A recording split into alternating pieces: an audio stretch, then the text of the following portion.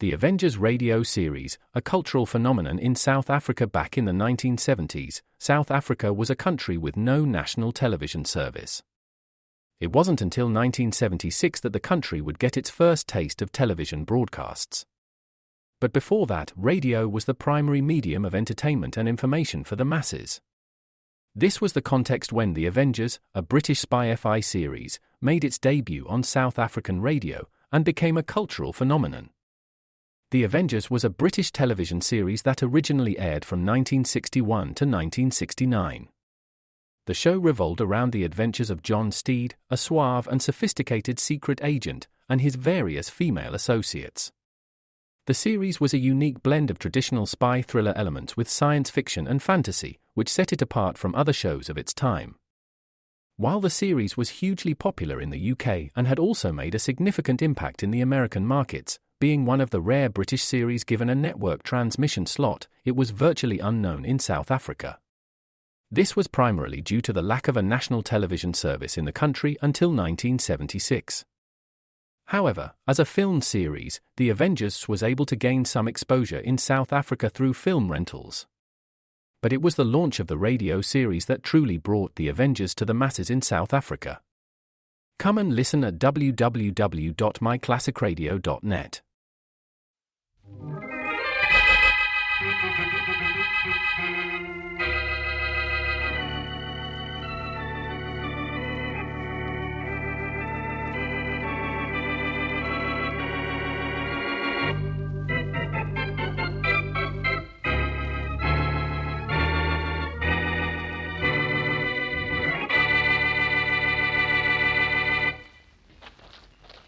Here's his body, Inspector Faraday. Yeah. Lying just the way it was when I saw it from the hilltop over there. If you spotted it from that hilltop, how did you know it was your stepfather, Mr. Austin? I recognized the jacket and boots he's wearing. And I knew he was out here inspecting the farm. He left the house early this morning, right after it stopped raining. And, well, this is where he'd be, according to his schedule. Oh, he was on a regular routine inspection, huh? Yes, he inspected the entire estate once every week, on foot. Yeah. Well, he's killed by a blow on the head. One blow that meant instant death. But that's impossible, Inspector Faraday. How could he have been killed out here, in the middle of an open field? I don't know how, yet. Now, look, there are no footprints out here, and none, that is, but his own. Yes? And there they are, leading right up to here where he was slugged and killed. Unless what, Inspector? Unless the killer followed him, carefully stepping in Austin's prints, killed him, then walked backwards, stepping in the same prints. I guess that explains it, doesn't it? It might. Let's have another look at those prints, huh? Oh, I'm sure that's how it was done, Inspector. Dad wasn't hit by a car or his body driven out here because there are no tire tracks. And on the other hand... He wasn't hit on the head by anyone who followed in his footprints either. His boots are cleated, and the cleat marks are still too clear. Good night, Inspector Faraday. This is crazy. He couldn't have been killed out here, and he wasn't carried out here. These are his own footprints. You're absolutely right, Mr. Austin. He couldn't have been killed out here. It's impossible. But there's just one thing that bothers me. What's that? He was.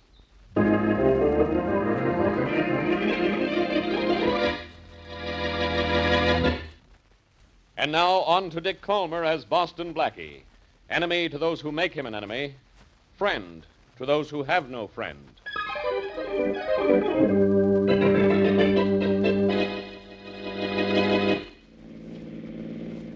Nice place your stepfather had here, Austin.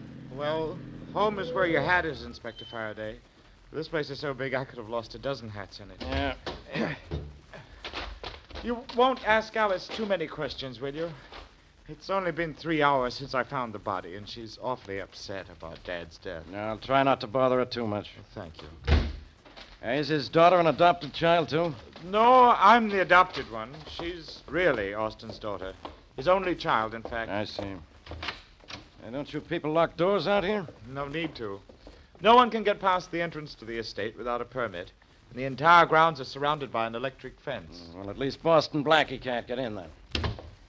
This way.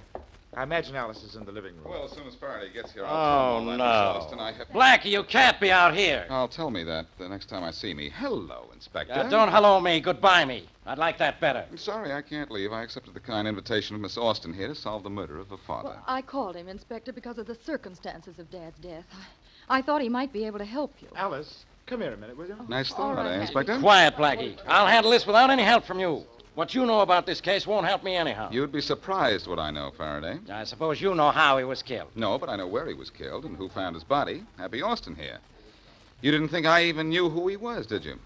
Alice has told me a lot of things. What for? She just has to tell me again. Oh, I don't know why. I thought I might hurry things by collecting information for you while you came out here in your usual turtle fashion. Why don't you at least be consistent and crawl into your shell while I solve this case? Why don't you go home? Blackie, you going to tell me what you know? No, and that would take too long, I suppose, but I could tell you what you know without opening my mouth. Blackie, you've got to... All right, stop begging. The dead man was fabulously rich. Yeah? His estate is the largest in the city limits. Besides this mansion here, there's a private golf course, an airport, a lake, 400 acres of forest, and 1,000 acres of farming land. Is that all? What else did you want him to own? I mean, is that all you know? Tell me something important.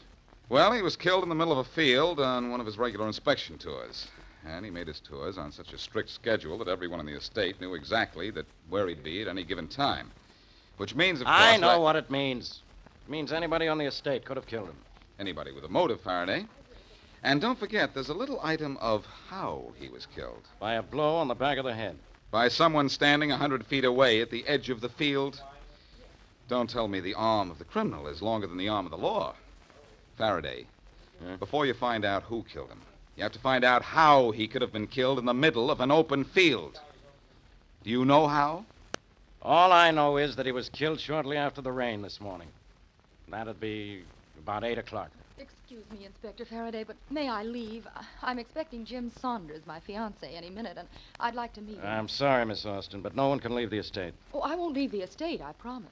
Now you're going to drive down and meet him at the gate, huh? Yes, All right. thank you. Don't tell Jim about Dad's death, Alice.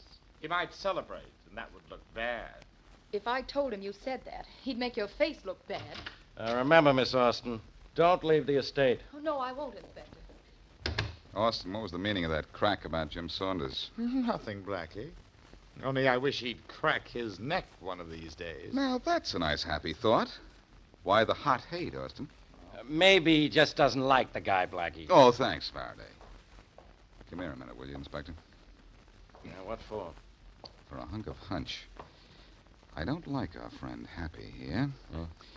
And I have an idea that before I'm through with him, I'm going to make Happy miserable.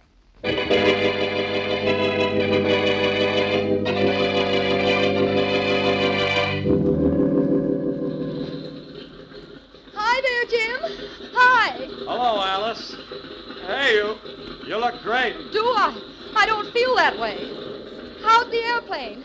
Did it stay in one piece all the way from Toronto? Well, it flew me here, didn't it?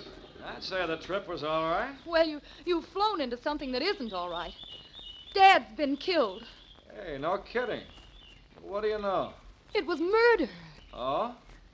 Oh, I'd like it down. You can help me roll this crate into the hangar, huh? Oh, Jim, you don't seem a bit concerned about Dad's death. Well, neither do you, for that matter. I'm plenty sorry to hear it. Here, push on this wing. I'll push on the other. All right. Now, shove this right next to Happy's plane in its hangar. Is it still out of commission? Yes. Jim, the landing gear on this side is damaged. Yeah, I know. Still shaky about it, too. I clipped the top of a tree coming in for a landing. Almost cracked up. Let me push, huh? Jim, Yeah. are you sure it was a tree you hit? Well, yeah, sure it was. Could you find the tree again? I doubt it. I was going pretty fast at the time. Hey, what are you getting at? Nothing, Jim. Only I hope the police don't find out that you and Dad had a terrible fight last week.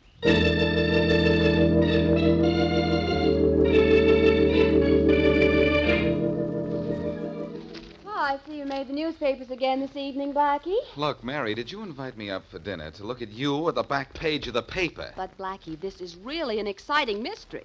Yes. It says here that Mr. Austin was killed by a blow on the back of the head and died instantly, but that there are no marks in the field to indicate what or who killed him. I know. Faraday and I gave the papers most of their information. Oh. There are no footprints or tire tracks in the field, and Austin wasn't carried to the spot where he died. Then how was he killed? How'd he get into the middle of that field? He walked there. After he was hit? No, death was instantaneous, Mary. That's the problem in this case. And what's the solution? There's always a solution, you know. So they say. But this time, honestly, I'm stumped. The more I think about this case, the crazier it sounds. If I could just... If you could just what? Mary, that airplane up there. Well, it's always up there at this time. That's the 10 o'clock flight to Washington. Mary, that's the way Austin was killed, by a plane. That's what hit him without leaving any marks in the field. There's a private airport on Austin's estate. I bet that's where the murder plane is right now. See you later, Mary. Hey, Blackie, where are you going? To get Faraday. And then I'm going to have a look at the airplane at Austin's airport. The situation is complicated, but I think the explanation is plain.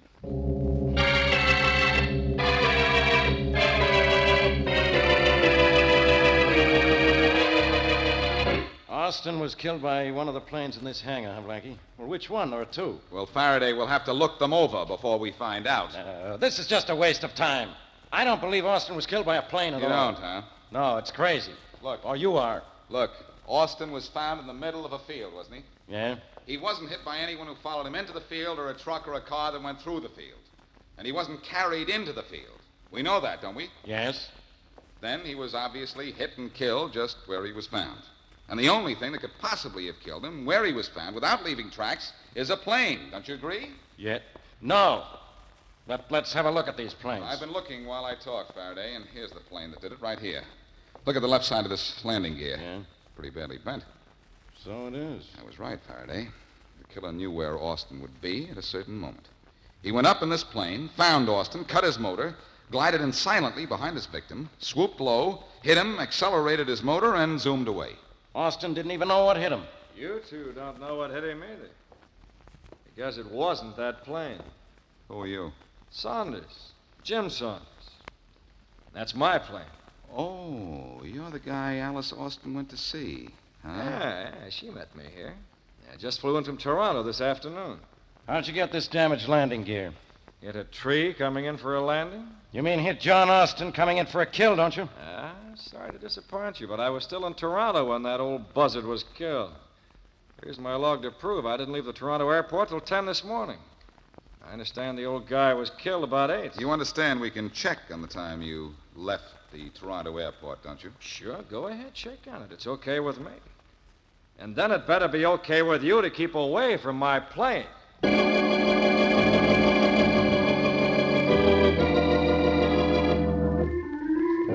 Just thought I'd tell you, Alice. You marry Jim Saunders and you don't get any of Dad's estate. Oh, yes, I do, Happy. I get half. Dad's will says you get half unless you marry Jim Saunders. But if you do marry him, I get it all. How do you know? I just know. Too bad you didn't. What do you mean, too bad I didn't? Well, it occurs to me that you and Jim might plan to get married now that Dad isn't around to object. We were going to be married even if Dad did object. And what were you going to live on? Love? Jim doesn't have a dime. All he owns is a plane. You think he'll marry you when he finds out that you won't get a cent from Dad? Well, Happy, you're not going to do this to me, are you? You'll ignore Dad's will, won't you, and give me half? Oh, no. Not if you marry Jim Saunders. Look, darling, I'm not actually your brother. If you really want to live in style, you could marry me. Marry you? Yes. I wouldn't marry you for anything. Not for anything, Alice, darling? No. Not even to save yourself from going to the chair for murder?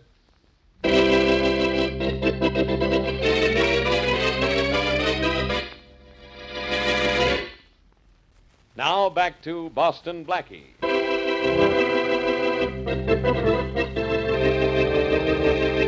Wealthy John Austin is found murdered in the middle of a field. He has not been carried there or hit by anything or anyone who went through the field. Jim Saunders, flyer fiancé of Austin's daughter Alice, has fought bitterly with a dead man, and the landing gear of his plane is damaged. Jim, however, claims his plane was in Toronto at the time of Austin's death. And as we return to our story, Inspector Faraday is on the phone in Austin's private hangar, talking to the dispatcher at the Toronto airport. Look, can you tell me what time this morning Jim Saunders took off from the Toronto airport? Yes, Inspector Faraday, but I'll have to check on it. Just a minute. Thanks. Blackie, quit wandering around the hangar, will you? What? If either of the planes in here killed Austin, it was Jim's. I'm just having a look at this other plane in case Jim was in Toronto at the time Austin was killed. You're soon going to find out that I was. For your sake, Jim, I hope so. Hello? Inspector Faraday, still there? Yeah, I'm still here. You got that information I want?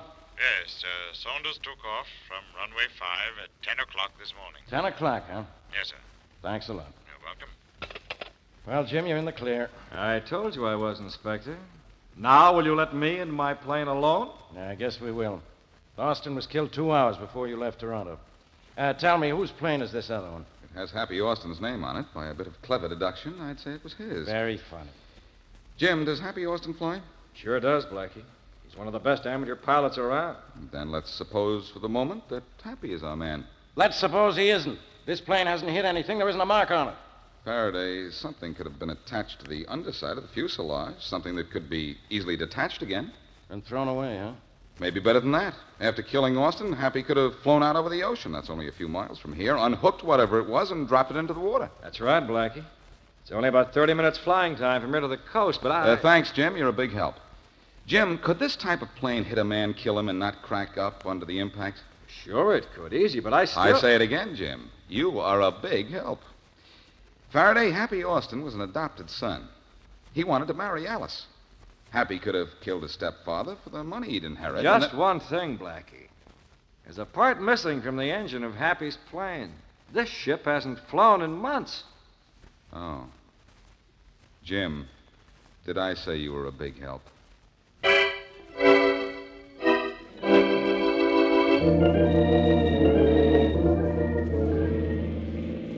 Oh, my, Blackie. What a lovely little shanty the Austins live in. Yes, I thought you'd like to see it, Mary. And wait till you see the inside of this palatial hut. It probably looks like the inside of the Metropolitan Museum. Only bigger. Come on, we can walk right in. Okay. Austin's never seemed to lock the door. I'll take care of you later, Happy. Right now, I'm going to see if I can catch Alice at the stables. Oh, hello there, Jim. Oh, hiya, Blackie. Oh, Blackie, introduce me to this. Miss Wesley, Mr. Saunders, and reverse that. Mr. Well, Saunders. How do you do, Miss Wesley? Join me at the stables, Blackie. I'm going horseback riding with Alice. If I can catch her in time. No, thanks. I've still got a murder to solve. But you can tell me something. Does Alice own a plane? Own a plane? Well, she can't even fly. Oh, well, thanks a lot. I take it Happy's inside the house? Yeah. You can take it, meaning Happy, away if you want to. Glad to meet you, Miss Wesley. Thank you. Join us for a ride if you like. We'll be somewhere on the bridle path. Thanks. Maybe we will. Blackie, why did you ask if Alice could fly? Oh, I thought maybe she had a plane hidden somewhere on the estate. And she killed her father. You could hide a battleship on this place. Well, she can't fly. So there goes Alice as a suspect. Well, here we go to talk to Happy. Mm-hmm. Oh, it's you again, Blackie. Stop that. You're beginning to sound like Faraday. Miss Wesley, Mr. Austin. How do you do, Mr. Austin? Blackie, Jim told me that you thought maybe my plane killed Dad. Yes, I did think so until Jim pointed out it hasn't flown in months. Well, I haven't flown it. I know that. I took the motor down, did a complete overhaul job on it, and then had to send for a part I needed. Well, tell me something. Yes? Who else on the estate flies? Any of the servants? No, Alice and I are the only ones. Alice can fly? With the best, and she's a top-notch mechanic, too. And Jim said she couldn't handle a plane. Well, I think I'll find Faraday somewhere around here, and then I think the inspector and I will join Alice and Jim on the bridle path. You're going to ride a horse, Blackie? No, I'm not going to ride. But I guarantee I'm not going to keep walking around in circles on this case either.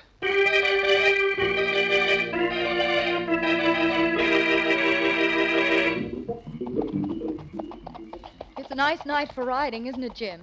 Yeah, Alice, it sure is. But isn't the usual expression, it's a nice night for a murder? Did you have to mention that? I'm sorry. Jim, Yeah? Dad's will says I don't get a dime if I marry you. Well, how do you know? Happy told me. Well, how does he know? Well, I guess Dad told him. They were awfully chummy, a lot closer than Dad and I were. He probably talked Dad into giving me no money if I married you. Well, of all the dirty... Come on, boy. What? Jim, wait! I want to get back in a hurry and have a talk with that brother of yours. Oh, but wait for me, Jim. Wait. Hey, ho, boy, ho. Steady now. steady. Miss Austin, you having trouble? No, I'm all right, Inspector. This horse is having its moments, though. Hello, Blackie. Hello, Mr. Austin. Where'd Jim ride off to? He's gone back to the stable. Miss Austin, we found out you could have killed your father. You can fly a plane, can't you? Yes, I never told you I couldn't. No, but Jim did. He said you couldn't fly, and Happy said his plane couldn't fly. I'm going to find out about that before I fly off the handle.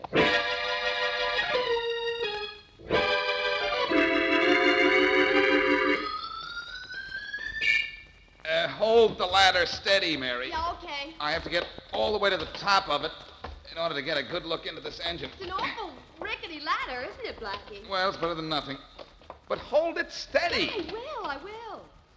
Alice Austin looked awful unhappy when Inspector Faraday brought her up to the house. Did she really kill her father? Could be, Mary.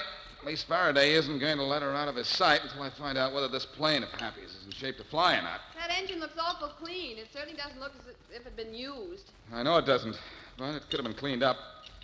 I want to have a look at this carburetor. If the motor was taken completely apart, there won't be any gasoline in it. Hey, Blackie, what's splashed?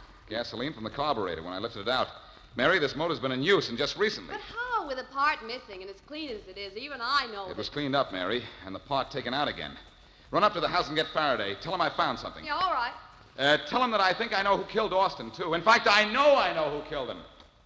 Hey, Mary. Yeah? I didn't tell you to turn out the lights. Well, I didn't turn them out, Blackie. Just all of a sudden they were... Mary, what's the matter? Mary! Oh, I forgot about this ladder. Hey! Good night. Wow.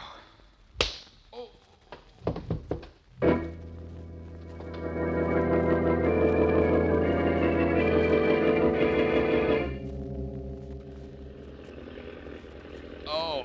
Oh. Well, Blackie, the high altitude seems to have cleared your head. What's that roaring noise? An engine. An airplane engine. Jim's plane. You and I are in it. Oh. How'd I get here, Happy? I tied you up and threw you in the plane. And you won't get any help from Miss Wesley either. She's tied just as tightly as you, only she's still in the hangar on the ground. I didn't have to kill her. She doesn't know it was I who murdered my dad. Oh, by the way, Blackie, did you have a nice fall when I jerked that ladder out from under you? Yes, thanks. I'll drop you on your head sometime, too. Happy, why did you kill your stepfather? For money. How? You guessed it, in my plane. Cut the engine. I had the extra part hidden. I put it in the plane and then glided in behind my dad, gunned him, and bingo. That was the end of the old man. You know where we are, Blackie? No, where? Over the ocean. And when we get a little farther out, you're going for a dip. Uh-oh. Gonna make fish food out of me, are you? I wish the Coast Guard were here. The Coast Guard? Yes, I'd tell the Coast Guard to shoot down. What's the number of this plane? 641. Coast Guard, shoot down 641. That's what I'd say. Oh, well, say anything you want, Blackie. They can't hear you. And you can't do anything about it the way you're tied up. But if they could hear me, I'd say, this is Boston Blackie and plane 641 out over the ocean. Shoot us down. You're killing me, Blackie. But in a couple of minutes, it's going to be the other way around.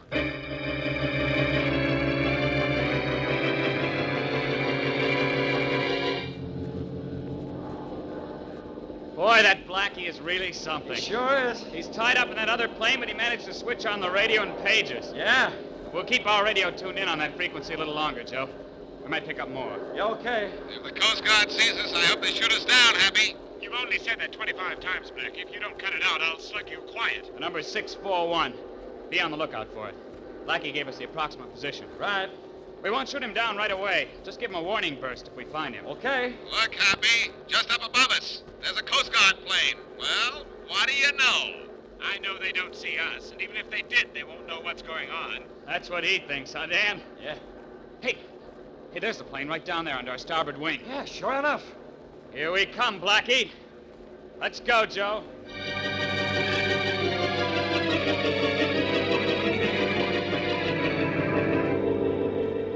What's the matter, Happy? You look worried. Blackie, that Coast Guard plane is diving on us. Peculiar, isn't it? Why? What for? Oh, maybe it just wants to play. Blackie is going to crash into us! They're shooting at us! They're shooting at us! But they missed, Happy. Want to make a bet they don't miss the next time? Blackie, if they shoot me down, I'll drop into the ocean. That's what you I'll expected me drown. to do when you dropped me in, isn't it?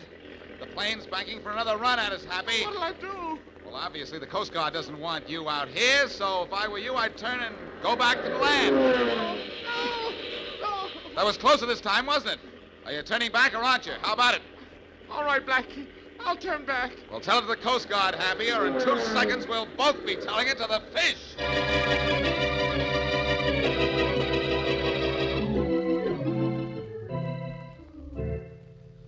What time is it, Mary? Well, Blackie, according to my watch, it's 11:30. But according to my curiosity, it's time for questions. Well, I untied you at the hangar where Happy left you. Maybe I can loosen the strings on whatever is puzzling you. What do you want to know? First, why did Jim Saunders say Alice couldn't fly when she could? That's very simple, Mary. He didn't know she could. I suppose she was saving it for a surprise or something. Anything else? Just one more thing. How did you manage to get the Coast Guard on the trail of Jim's plane when Happy had you tied up in it? I kicked over the switch on the radio with my elbow and started talking, hoping somebody would hear me. And Happy didn't see you? Oh, are you lucky? I'm lucky those Coast Guard planes were within a reasonable distance, or Happy would have added me to his list of dead. Oh, I know he killed his father, but... You know, Blackie... What? I feel rather sorry for him. Don't feel sorry for him, Mary. Happy Austin is one flyer who doesn't deserve a happy landing.